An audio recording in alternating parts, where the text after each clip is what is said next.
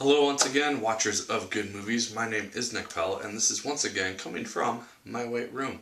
Now, today I'm going to be talking about the movie Jersey Boys. This movie just came out today, and I will be talking about it. This movie is about the 1960s rock group called the Four Seasons. I knew nothing whatsoever about this group. I didn't even know that it had existed. I have heard some of their songs, but I did not know about them themselves. So a lot of the information in the movie and the scenes and everything that they had was completely new to me. I don't know how much of it is accurate. The movie itself is based on a musical, which has become fairly popular, and it's been popular for a number of years. The movie is directed by Clint Eastwood, and so there's that. So the movie mainly follows Frankie Valli. He is the lead singer of the Four Seasons, and he is just this guy who knows Tommy DeVito. Tommy DeVito is this punk who's a minor criminal. He gets in trouble a lot with the law. He goes to jail a lot of the time. They end up forming a group together along with two other individuals. And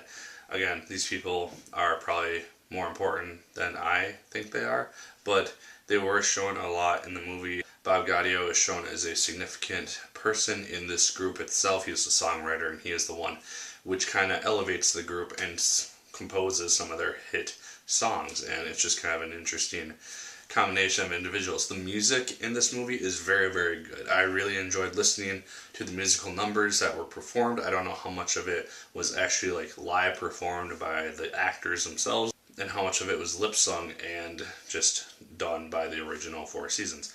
That I don't know, because like I said, never really consistently heard any of their stuff. The story is fairly interesting, to be honest. It follows, like I said, Frankie Valli and his life throughout this whole process, from essentially the birth of the Four Seasons and him as a kid just trying to start out, and then it goes up to the Four Seasons entering the Rock and Roll Hall of Fame, which does eventually happen in the 1990s. But it's just a really interesting course that this group does go on just throughout the course of the movie.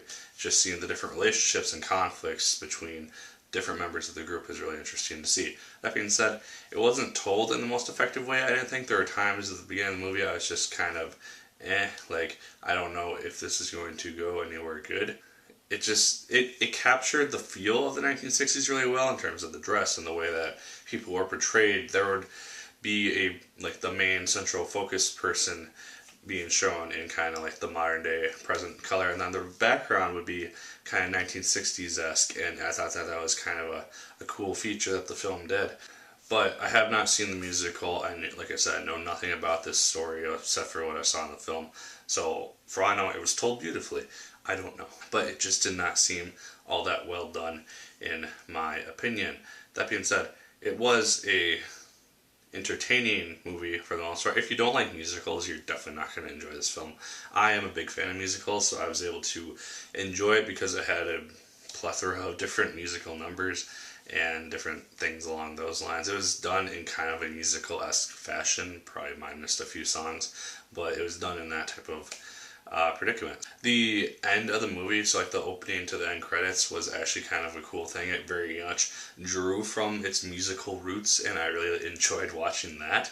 That's almost the highlight of the movie for me, as bad as that would be. I thought that the scene before the end was kind of weird, but I would have also liked to see them kind of show what happens to these people like after whatever the end events of the movie show. Just because that's kind of how documentary / biography-esque movies do it. They kind of show in a black screen and white text, like, so-and-so went off to blah blah blah and died blah blah blah year. That was just my little tidbit. Mike Doyle, who played Bob Crew in this film, actually did a really good job. I thought he stole all of his scenes, to be frankly honest.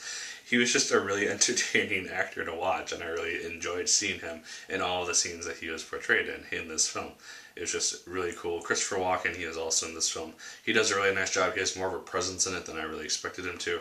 And he's done a few musicals, and he does no singing in this one, but he still did a fairly good job in the film, I thought. But overall, I did enjoy my time with Jersey Boys. I don't know if I would recommend it to everybody, because not everyone is going to enjoy it as much as I did.